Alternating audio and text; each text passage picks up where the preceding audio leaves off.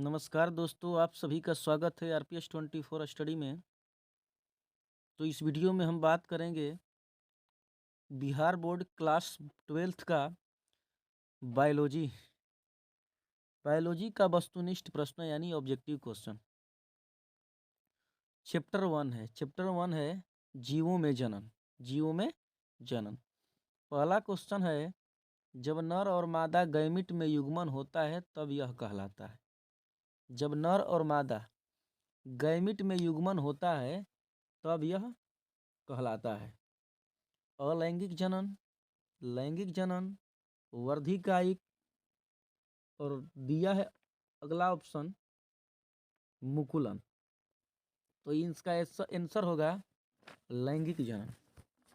इसका आंसर हो जाएगा लैंगिक जनन। जब संतति की उत्पत्ति एकल जनक के द्वारा होती है, जब संतति की उत्पत्ति एकल जनक के द्वारा होती है तब यह विधि कहलाती है। तो यह विधि अलैंगिक जनन कहलाती है।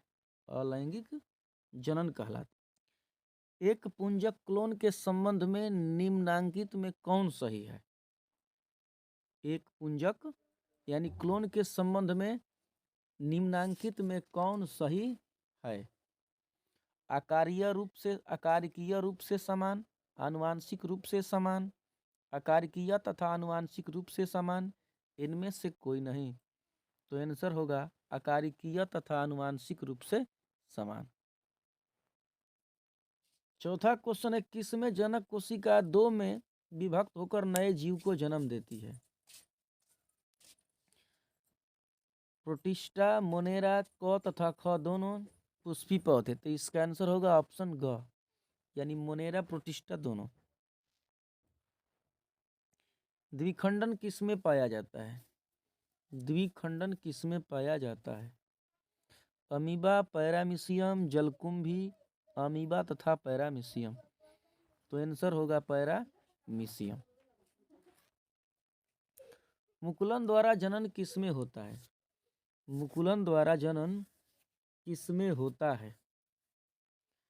तो इसका आंसर हो जाएगा ईस्ट में। मुकुलन द्वारा जनन ईस्ट में होता है।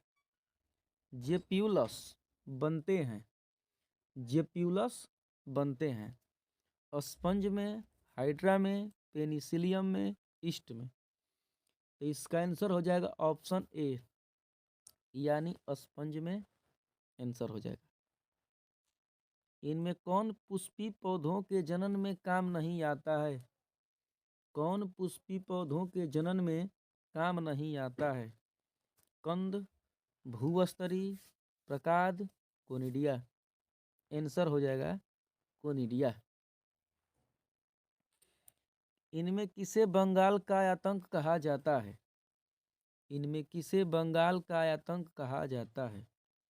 ब्रायोफिलम, अगेव, केला, जलकुंभी। तो आंसर हो जाएगा जलकुंभी। इनमें कौन ठहरे हुए पानी में उगकर ऑक्सीजन खींच लेता है? इनमें कौन ठहरे हुए पानी में उगकर ऑक्सीजन खींच लेता है? जलकुंभी, हाइड्रिला, कमल, धान। तो आंसर होगा जलकुंभी। इनमें किस पौधे की पत्ती के कटे किनारों से अपस्थानिक कलिकाएं उत्पन्न हो जाती है? उत्पन्न हो जाती है किस में? अदरक, केला, डहलिया, ब्रायोफिलम। तो आंसर हो जाएगा ब्रायोफिलम। इनमें कौन केवल एक बार अपने जीवन काल में पुष्प पैदा करता है? कौन है इनमें जो अपने जीवन काल में केवल एक बार पुष्प पैदा करता है? बांस, आम, लीची, जामुन। तो आंसर होगा बांस। निम्नांकित किसमें 12 वर्ष में सिर्फ एक बार पुष्प खिलते हैं? 12 वर्ष में सिर्फ एक बार पुष्प खिलते हैं। सूर्यमुखी, बरगद, नीला कुरेंजी, महुआ। तो आंसर हो जाएगा नीला कुरेंजी। मध चक्र पाई जाती है, मध चक्र पाई जाती है गाय, भेड़, कुत्ता, सभी में। तो आंसर हो जाएगा इनमें सभी में। ऋतुस्राव चक्र किस में होता है? ऋतुस्राव चक्र किस में होता है? मनुष्य, बंदर, चिंपैंजी, इनमें सभी। तो आंसर होगा इनमें सभी। युग्मक जनन में बनता है, युग्मक जनन में बनता है केवल नर युग्मक, केवल मादा युग्मक, नर तथा मादा दोनों युग्मक, इनमें कोई नहीं। तो आंसर हो जाएगा नर तथा मादा दोनों युग्मक। एक लिंगता की स्थिति को उल्लिखित करने के लिए किस शब्द का प्रयोग होता है? एक लिंगता की स्थिति को उल्लिखित करने के लिए किस शब्द का प्रयोग किया जाता है? समयुग्मकी, उभय लिंगाश्रयी, एक लिंगाश्रयी, विषम युग्मक। तो आंसर होगा एक लिंगाश्रयी।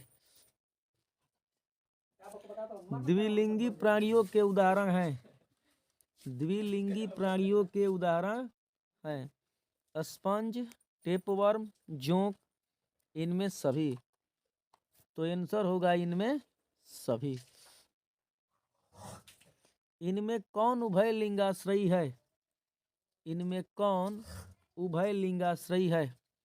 नारियल, पपीता, खजूर, नींबू। तो आंसर होगा नारियल। मनुष्य के युग्मकों में गुणसूत्रों की संख्या होती है, मनुष्य के युग्मकों में गुणसूत्र की संख्या होती है, गुणसूत्र की संख्या होती है। तो अगर जोड़ा देगा तो हो जाएगा 23, और संख्या देगा तो हो जाएगा 46। तो गुणसूत्रों की संख्या है तो आंसर हो जाएगा 46। मक्का के अर्धसूत्राणु में गुणसूत्रों की संख्या होती है, मक्का के अर्धसूत्राणु में गुणसूत्रों की संख्या होती है, यानी 2n में गुणसूत्रों की संख्या होती है। तो आंसर हो जाएगा इसका 20, इसका आंसर होगा 20। निम्नांकित में किसका पादप काय अगुणित होता है? निम्नांकित में किसका पादप काय अगुणित होता है? शैवाल, कवक, ब्रायोफाइटस, इनमें सभी। तो इसका आंसर हो जाएगा इनमें सभी, इनमें सभी। इनमें किस समुदाय के पौधों में निषेचन के लिए जल माध्यम आवश्यक है? जल माध्यम आवश्यक है। किस समुदाय के पौधों में निषेचन के लिए जल माध्यम आवश्यक है? शैवाल, ब्रायोफाइटस, टेरिडोफाइटस, इनमें सभी। तो आंसर होगा इनमें सभी। जब युग्मक संलयन जीव के शरीर के बाहर होता है तब उसे कहते हैं, जब युग्मक संलयन जीव के शरीर के बाहर होता है तब उसे कहते हैं अनिषेक जनन, बाह्य निषेचन, आंतरिक निषेचन, भ्रूणोद्भव। तो इसका आंसर हो जाएगा बाह्य निषेचन, यानी जब शरीर के बाहर होगा तो बाह्य निषेचन। इनमें कौन अंड प्रजक है? इनमें कौन अंड प्रजक है? मुर्गी, सांप, मगरमच्छ, इनमें सभी। तो आंसर होगा इनमें सभी। इनमें कौन सा भाग द्विगुणित है? इनमें कौन सा भाग द्विगुणित है? युग्मनज, अंड, पराग, नर युग्मक। तो आंसर हो जाएगा युग्मनज। इनमें कौन सा भाग अगुणित है? कौन सा भाग अगुणित है? अंडाशय, परागकोश, पराग, युग्मनज। तो आंसर होगा इसका पराग, पराग। इनमें कौन वाक्य सही नहीं है? इनमें कौन वाक्य सही नहीं है?